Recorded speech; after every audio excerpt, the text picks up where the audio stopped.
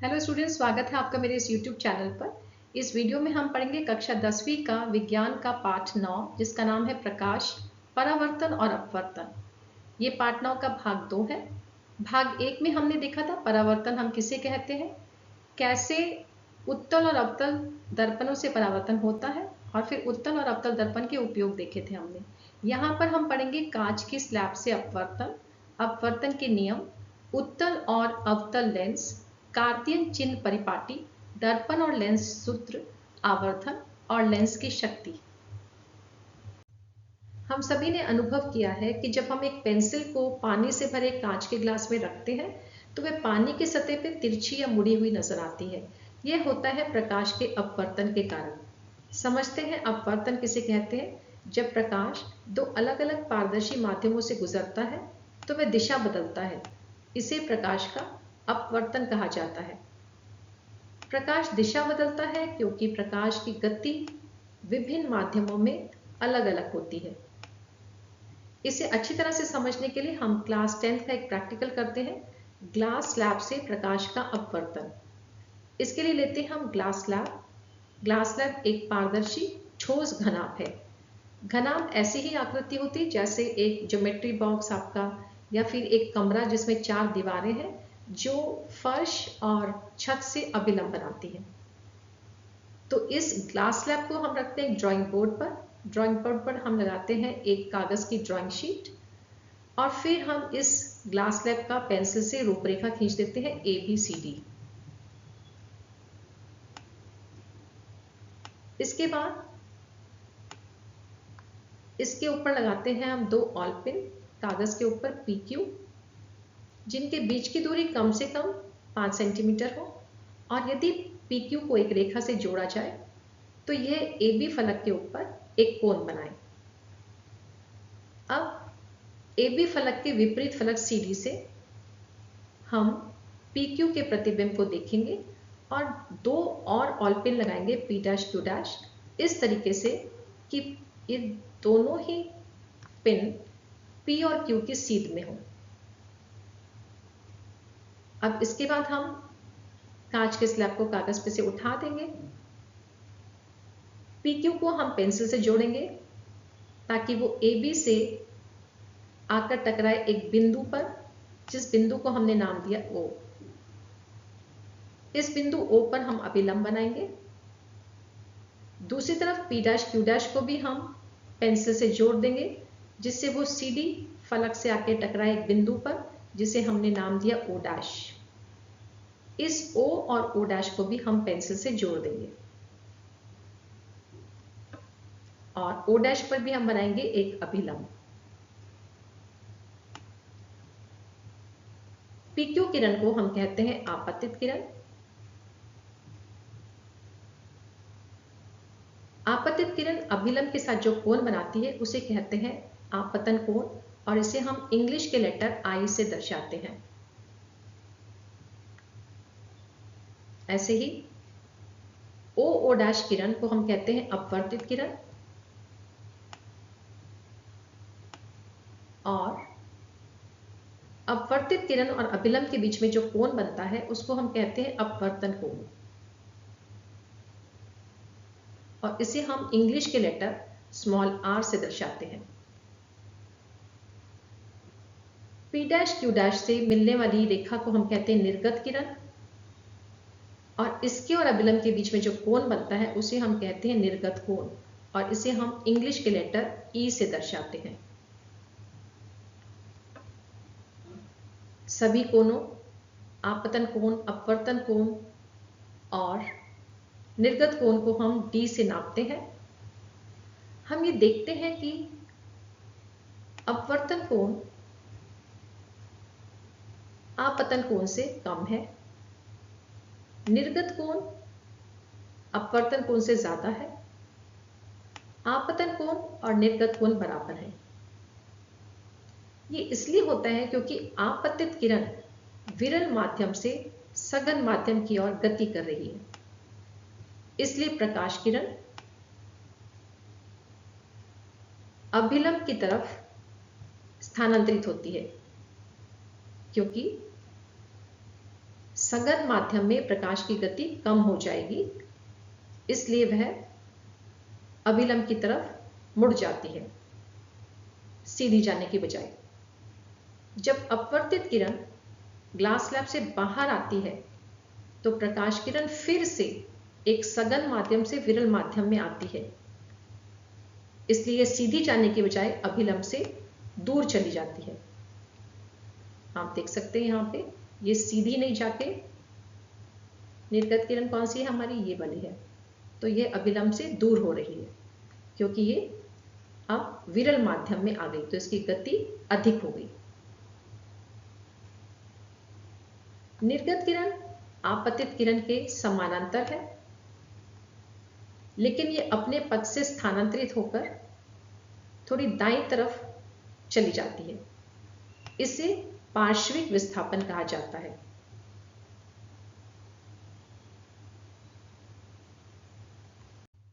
तो प्रकाश जब दो पारदर्शी माध्यमों से गुजरता है वह तिरछा होके निकलता है। ये इसलिए होता है क्योंकि दोनों माध्यमों में प्रकाश की गति अलग अलग है। इस प्रक्रिया को हम अपवर्तन कहते हैं। अपवर्तन के दो नियम हैं। पहला नियम है आपतित किरण, अपवर्तित किरण और दोनों माध्यमों को अलग करने वाले पृष्ठ के आपतन बिंदु पर अभिलंब सभी एक तल में होते हैं। अपवर्तन का दूसरा नियम है किसी निश्चित रंग और माध्यमों के युग्म के लिए आपतन कोण की ज्या तथा अपवर्तन कोण की ज्या का अनुपात स्थिर होता है। इसे स्नेल का अपवर्तन का नियम भी कहते हैं। इसे समझने के लिए हमने दो माध्यम लिए, माध्यम 1 और माध्यम 2। इसमें से प्रकाश किरण माध्यम 1 से जा रही है माध्यम 2 में। माध्यम 1 में ये आपतन कोण बना रही है I, और माध्यम 2 में अपवर्तन कोण बन रहा है R। कोण I और कोण R की ज्या का अनुपात माध्यमों के युग्म के लिए एक स्थिरांक देता है। इस स्थिरांक के मान को दूसरे माध्यम का पहले माध्यम के सापेक्ष अपवर्तनांक कहते हैं। सापेक्ष अपवर्तनांक दोनों माध्यमों में प्रकाश की गति पर भी निर्भर करता है। यदि माध्यम 1 में प्रकाश की गति v1 है और माध्यम 2 में प्रकाश की गति v2 है, तो माध्यम 1 में प्रकाश की गति v1 और माध्यम 2 में प्रकाश की गति v2 का अनुपात को एक संकेत से दर्शाया जाता है n/1। यदि प्रकाश माध्यम 2 से माध्यम 1 में जा रहा है तो इसी तर्क से माध्यम 2 में प्रकाश की गति v2 और माध्यम 1 में प्रकाश की गति v1 का अनुपात को संकेत n/2 से दर्शाया जाएगा। हम जानते हैं निर्वात या हवा में प्रकाश की गति सबसे अधिक होती है 3 × 10⁸ मीटर पर सेकेंड। तो यदि माध्यम 1 निर्वात है तो माध्यम 2 का अपवर्तनांक निर्वात के सापेक्ष माना जाता है। ये माध्यम का निरपेक्ष अपवर्तनांक कहलाता है। निरपेक्ष अपवर्तनांक निर्वात में प्रकाश की चाल और माध्यम में प्रकाश की चाल का अनुपात होता है। जल का निरपेक्ष अपवर्तनांक 1.33 है, कांच का 1.52, मिट्टी के तेल का 1.44 और हीरे का 2.42। हम ये तो सब जानते ही हैं कि केरोसिन का तेल पानी के ऊपर तैरता है क्योंकि उसका द्रव्यमान घनत्व पानी से कम है। लेकिन पिछली स्लाइड में हमने देखा कि केरोसिन के तेल का निरपेक्ष अपवर्तनांक 1.44 है जबकि पानी का 1.33। या उसका प्रकाशीय घनत्व अधिक है पानी से। दूसरी भाषा में कह सकते हैं पानी की तुलना में केरोसिन का तेल प्रकाशिक रूप से सघन है। इससे हम ये समझते हैं कि कुछ कम द्रव्यमान घनत्व वाले पदार्थों का भी प्रकाशिक घनत्व अधिक हो सकता है। अब देखते हैं लेंस किसे कहते हैं। लेंस दो सतहों से घिरा हुआ एक पारदर्शी माध्यम है जिसके एक या दोनों पृष्ठ गोलीय हों, लेंस कहलाता है। लेंस दो तरह के होते हैं, उत्तल लेंस और अवतल लेंस। उत्तल लेंस के दोनों पृष्ठ उभरे हुए हों, इस तरीके से आप देख सकते हैं, दो गोलों से बना हुआ है, तो इसे हम द्विउत्तल या उत्तल लेंस कहते हैं। ये बीच में से मोटा है और किनारों पे से पतला। यह एक अभिसारी लेंस है। अभिसारी का मतलब होता है जब इस लेंस के ऊपर समानांतर प्रकाश किरणें किसी बिंब से या प्रकाश स्रोत से गिरती हैं, तो यह समानांतर प्रकाश किरणें समानांतर मुख्य अक्ष के लेंस से टकराने के बाद अपवर्तित होती हैं और इसके बाद ये मुख्य अक्ष की तरफ आती हैं, या इन्हें कह सकते हैं ये अभिसरित हो रही हैं। इसीलिए इस लेंस को कहा जाता है अभिसारी लेंस।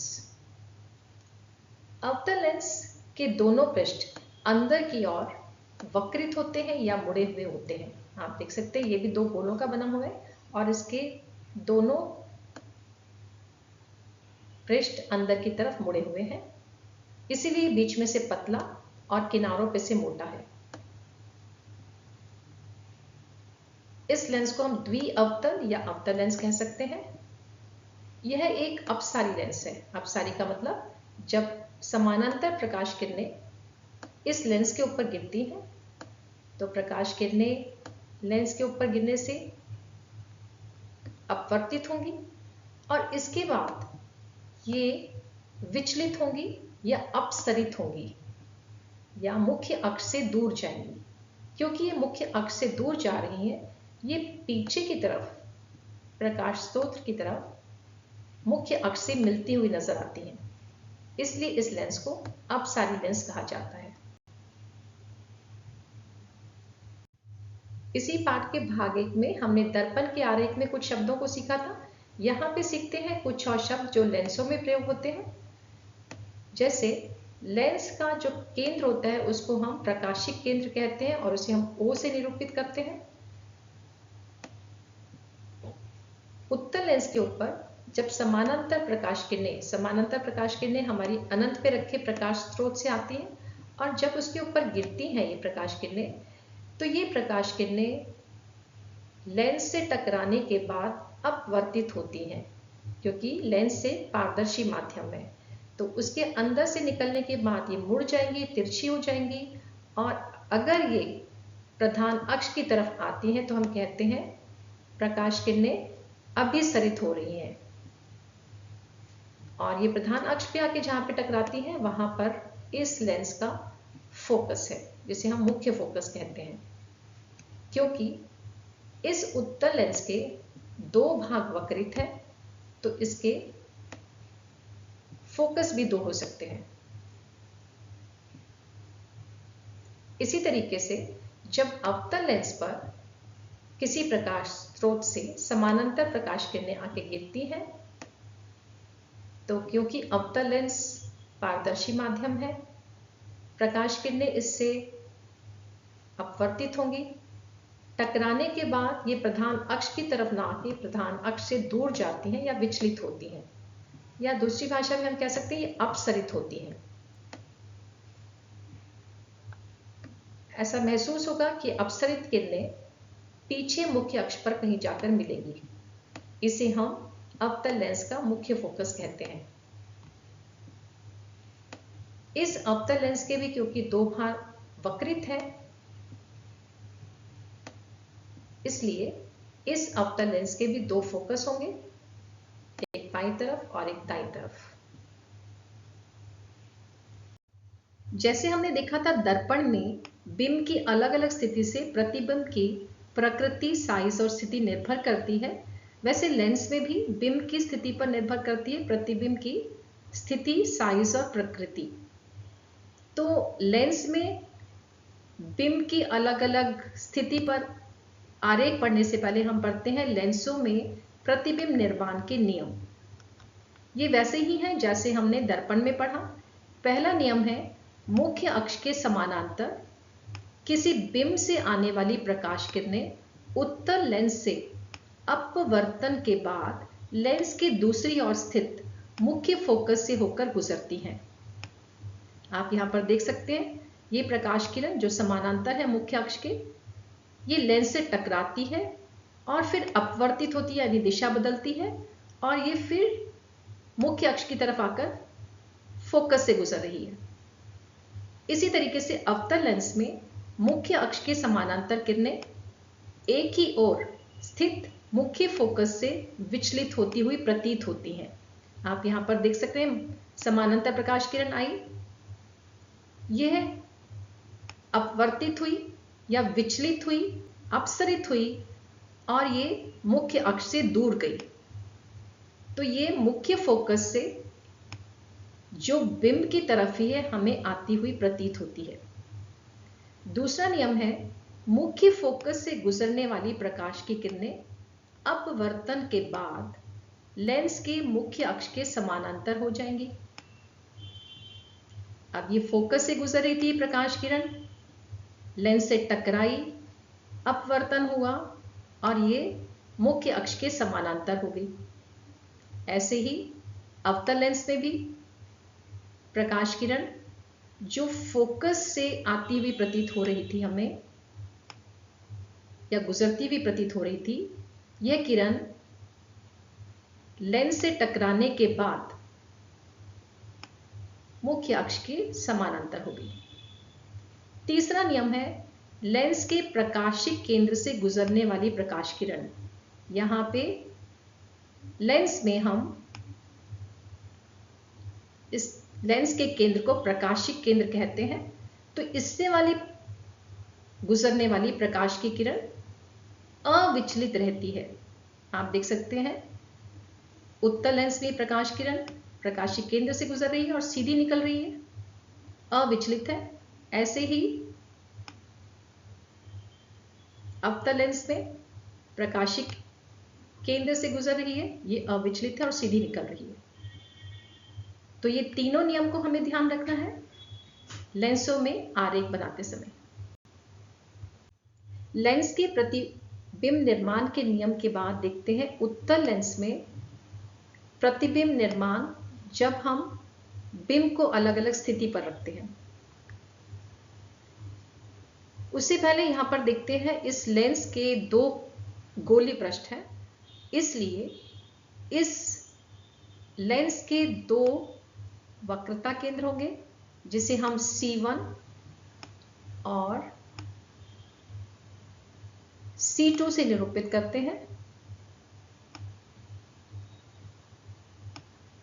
जो फोकस से दुगनी दूरी पर होता है प्रकाशिक केंद्र से।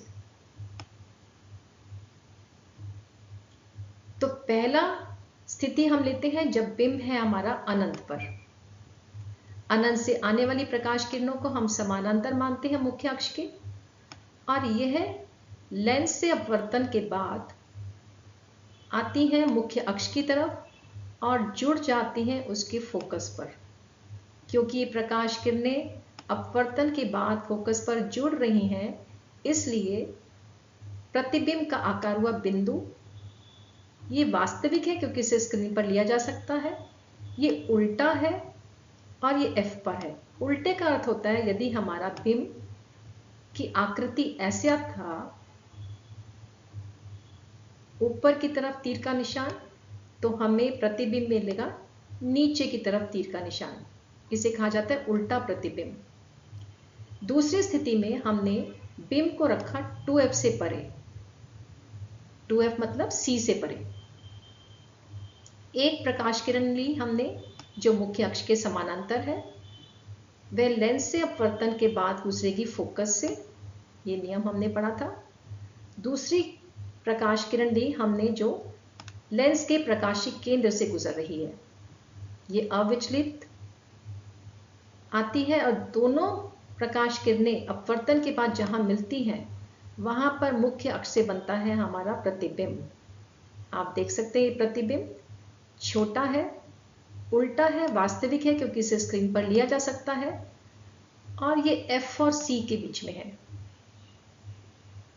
तीसरी स्थिति में हमने बिंब को रखा 2F पर या C पर। फिर ली हमने एक प्रकाश किरण जो मुख्य अक्ष के समानांतर है, लेंस से अपवर्तन के बाद वो गुजरती है फोकस से। एक और प्रकाश किरण हमने ली जो प्रकाशिक केंद्र से गुजर रही है, वे अविचलित आकर पहली किरण से मिलती है।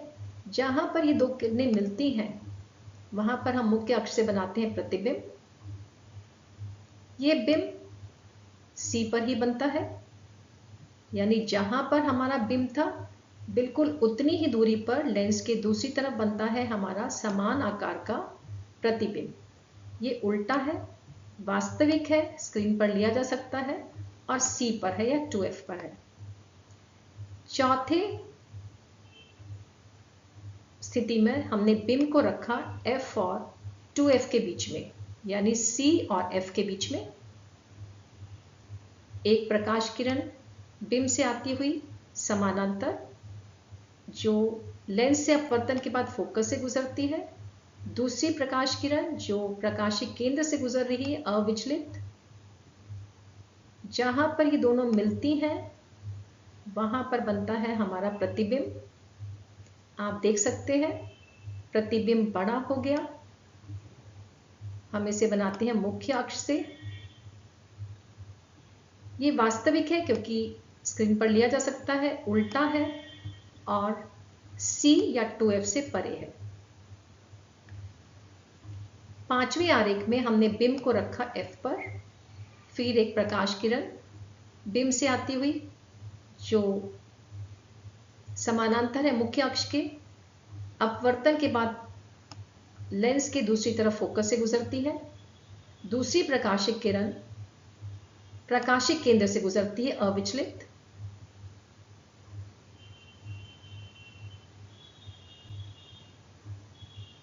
दोनों अपवर्तित किरणें अनंत पर जाकर कहीं मिलेंगी। मिलती हुई प्रतीत हो रही है हमें, यहां पे मिलती हुई नजर नहीं आ रही। इसलिए जो हमारा प्रतिबिंब है उसका आकार काफी बड़ा होगा जिसे हम मुख्य अक्ष से बनाएंगे। यह उल्टा होगा और वास्तविक होगा। छठे आरेख में हमने बिंब को रखा F और O के बीच में। फिर हमने एक समानांतर किरण ली मुख्य अक्ष के। अपवर्तन के बाद ये फोकस से गुजरती है लेंस के दूसरी तरफ, और एक और प्रकाश किरण जो प्रकाशिक केंद्र से गुजर रही है ये अविचलित सीधी निकल जाती है। दोनों किरणें लेंस के दूसरी तरफ फैल रही हैं, यानी ये इस तरफ नहीं मिलेंगी, और ऐसा प्रतीत होता है ये कि लेंस के जिस तरफ बिंब रखा है उसी तरफ मिलेंगी। इसलिए ऐसे प्रतिबिंब को आभासी कहा जाता है। आभासी प्रतिबिंब सीधा होता है, जिस तरफ बिंब होता है उसी तरफ प्रतिबिंब बनता है और ये बड़ा होता है। आपने देखा होगा उत्तल लेंस में भी जैसे जैसे हम बिंब को लेंस के पास लेके आए, प्रतिबिंब दूर होता चला गया और बड़ा होता चला गया, और जब हमने बिंब को F और O के बीच में रखा तभी हमें सिर्फ सीधा और आभासी प्रतिबिंब मिला, वरना सभी स्थितियों में हमें वास्तविक और उल्टे प्रतिबिंब प्राप्त हुए। अब देखते हैं अवतल लेंस में प्रतिबिंब निर्माण। इसमें फिर हमने बिंब को रखा सबसे पहले अनंत पर। अनंत से आती हैं समानांतर प्रकाश किरणें मुख्य अक्ष के। समानांतर प्रकाश किरणें लेंस से टकराने के बाद अपसरित होती हैं या फैलती हैं या विचलित होती हैं, मुख्य अक्ष से दूर जाती हैं। तो ये हमें पीछे से आती हुई प्रतीत होती है, जहां पर इसका मुख्य फोकस है। क्योंकि ये पीछे की तरफ जुड़ती हुई प्रतीत होती है, इसलिए अवतल लेंस से प्राप्त होने वाला जो प्रतिबिंब है वो बिंदु आकार का है। ये आभासी है क्योंकि प्रतिबिंब बिंब की तरफ बन रहा है, और आभासी प्रतिबिंब सीधे होते हैं और ये फोकस पर प्रतिबिंब बनता है। दूसरी स्थिति में हमने बिंब को रखा अनंत और प्रकाशीय केंद्र के बीच में। किसी भी स्थान पर रखते हैं हम। यहाँ पर एक प्रकाश किरण लेते हैं हम, समानांतर प्रकाश किरण, समानांतर मुख्य अक्ष के। यह अवतल लेंस से टकराने के बाद अपवर्तित होती है, अपसरित होती है, मुख्य अक्ष से दूर जाती है। यह हमें फोकस से आती हुई पीछे प्रतीत होती है। दूसरी प्रकाश किरण हमने ली जो प्रकाशिक केंद्र से अविचलित जाती है। दोनों प्रकाश किरणें जहां पर मिलती हैं, बिंब की तरफ ही बनता है उनसे प्रतिबिंब। क्योंकि ये बिंब की तरफ ही है, ऐसा प्रतिबिंब होता है हमारा आभासी। आभासी प्रतिबिंब सीधा होते हैं, ये छोटा है और F और O के बीच में बन रहा है। तो हमने देखा अवतल लेंस से बनने वाले प्रतिबिंब छोटे बनते हैं और आभासी बनते हैं, और ये आभासी प्रतिबिंब सीधे होते हैं। अभी हमने देखा अलग अलग आरेखों में कैसे बिंब की स्थिति पर निर्भर करता है लेंस से बनने वाले प्रतिबिंब की प्रकृति, स्थिति और साइज। ऐसे ही लेंस कितना प्रकाश किरणों का अभिसरण या अपसरण करता है, उसकी मात्रा पर निर्भर करता है लेंस की शक्ति। लेंस की शक्ति को P द्वारा दर्शाया जाता है, और P बराबर 1/F होता है, जहां F को मीटर में लिया जाता है। शक्ति की इकाई डायोप्टर है, जिसे D से निरूपित किया जाता है। उत्तल लेंस की क्षमता धनात्मक होती है, अवतल लेंस की क्षमता ऋणात्मक है। इसे हम आगे नियमों में पढ़ेंगे। लेंस का उपयोग हमने देखा अभी कि वो कितना अभिसरण या अपसरण कर सकता है प्रकाश किरणों का, उसी पर निर्भर करता है उनका उपयोग। इसका उपयोग निकट और दूर की दृष्टि के चश्मों में किया जाता है, चश्मों के लेंसों में। सूक्ष्मदर्शी और दूरबीनों में आवर्धक लेंस के रूप में उपयोग किया जाता है, जहां पर हम किसी भी वस्तु को बड़ा करके या छोटा करके देख सकते हैं। कई उपकरणों में प्रतिबिंब की सुस्पष्टता को और आवर्धन को बढ़ाने के लिए कई लेंसों को संयोजित किया जाता है। वहां पर उपकरण की कुल क्षमता को नापा जाता है अलग अलग शक्ति की बीजगणितीय योग करके, यानी कुल क्षमता बराबर प्रत्येक लेंस की शक्ति को जोड़ के उसकी कुल क्षमता निकाली जाएगी। हम ये समझ गए हैं कि बिंब की दूरी पर निर्भर करता है प्रतिबिंब की दूरी, साइज और प्रकृति। तो प्रतिबिंब की प्रकृति निकालने के लिए हमें कुछ नियमों को मानना होता है, जिसे नए कार्तीय चिन्ह परिपाटी में दिया गया है। इसे समझाने के लिए मैंने ये चित्र बनाया, जिसमें मैंने एक लेंस और एक दर्पण दोनों इकट्ठे ले लिए हैं।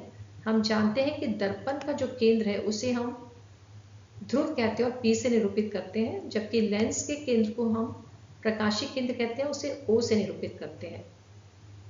O और P से इस लेंस के लंबवत निकलने वाली काल्पनिक रेखा को हम मुख्य अक्ष कहते हैं। ये बिल्कुल वैसे ही है जैसे हम ग्राफ में या नंबर लाइन पे एक्स अक्ष बनाते हैं। सभी माप को हम दर्पण के ध्रुव से और लेंस के प्रकाशिक केंद्र से मापते हैं। दर्पण अथवा लेंस के दाईं ओर की सभी दूरियों को धनात्मक लेंगे और बाईं ओर की दूरियों को हम ऋणात्मक लेंगे। मुख्य अक्ष के ऊपर लंबवत या ऊंचाई वाली दूरियों को हम धनात्मक लेंगे और नीचे की तरफ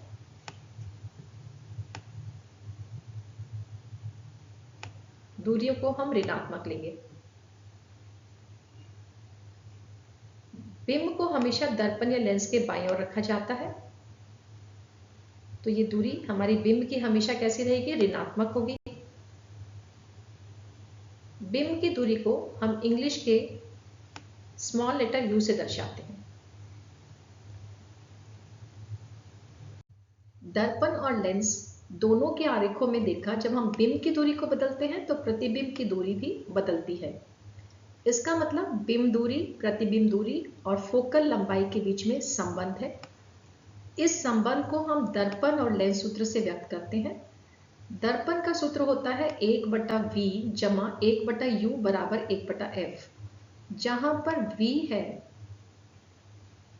प्रतिबिंब की दूरी लेंस या दर्पण से, u है बिंब की दूरी दर्पण या लेंस से और f है फोकल लंबाई। लेंस का यह सूत्र होता है 1/v माइनस 1/u बराबर 1/f, जहां पर v प्रतिबिंब दूरी है लेंस या दर्पण से, u बिंब की दूरी है दर्पण या लेंस से और f है फोकल लंबाई। उत्तल दर्पण और उत्तल लेंस की फोकस दूरी को धनात्मक लिया जाता है। आप जानते ही हैं, उत्तल दर्पण को हम ऐसे बनाते हैं, इस पे गिरने वाली प्रकाश किरण विचलित होती है और इसका फोकस दाईं तरफ होता है, तो फोकल लंबाई हुई पॉजिटिव। उत्तल लेंस में ही जब प्रकाश किरण समानांतर अपवर्तित होती है तो ये दाईं तरफ फोकस से आके मिलती है, तो इसलिए उत्तल दर्पण और लेंस में फोकल लंबाई धनात्मक ली जाती है। अवतल दर्पण में इसके विपरीत, ये हमारा दर्पण है अवतल, प्रकाश किरण जब इसके ऊपर गिरती है तो टकरा के परावर्तित होती है और फोकस से मिलती है, जो फोकस बिंब की तरफ ही होता है, इसलिए ये हुआ नेगेटिव या ऋणात्मक। और अवतल लेंस में भी जब प्रकाश किरण लेंस के ऊपर गिरती है तो वह अपसरित होती है इस तरीके से, और यह है प्रतीत होती है कि पीछे इसका फोकस है, इसलिए बाईं तरफ की दूरी को हम ऋणात्मक लेते हैं।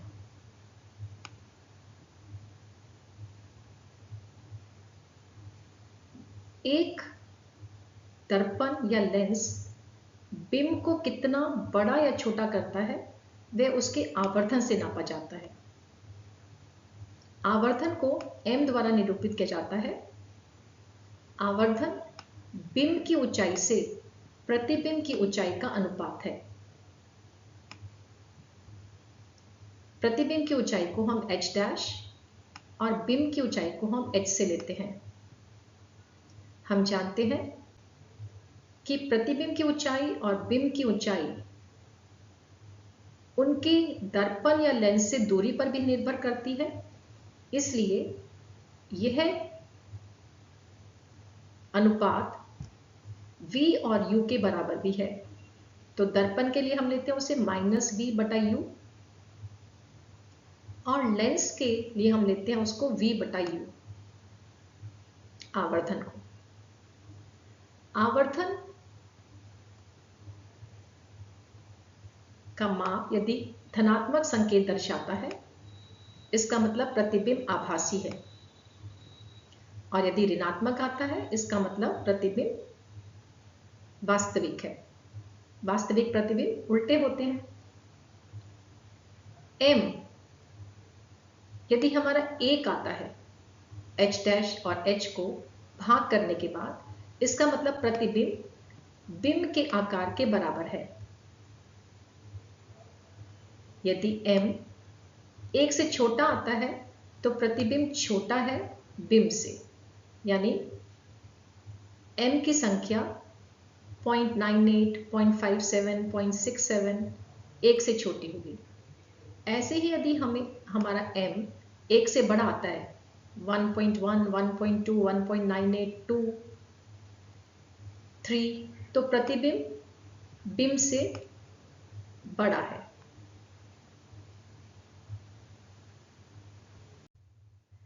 मुझे आशा है इस वीडियो को देखकर आपको लेंसों से अपवर्तन कैसे होता है समझ में आ गया होगा। आपको प्रकाश के अपवर्तन के नियम समझ में आ गए होंगे, जिससे हमें अगले भाग में न्यूमेरिकल्स करने में आसानी हो। अगर आपको ये वीडियो अच्छा लगा तो इसे लाइक करना ना भूलिएगा। अगर आपको कोई भी डाउट है तो नीचे दिए गए कमेंट सेक्शन में आप अपने डाउट्स को लिखकर भेज सकते हैं। मेरा वीडियो अगर आपने अभी तक सब्सक्राइब नहीं किया तो जल्दी से उसे सब्सक्राइब कीजिए, ताकि आपको आगे आने वाले वीडियोस के नोटिफिकेशन मिलते रहें। Thank you for watching this video and have a nice day.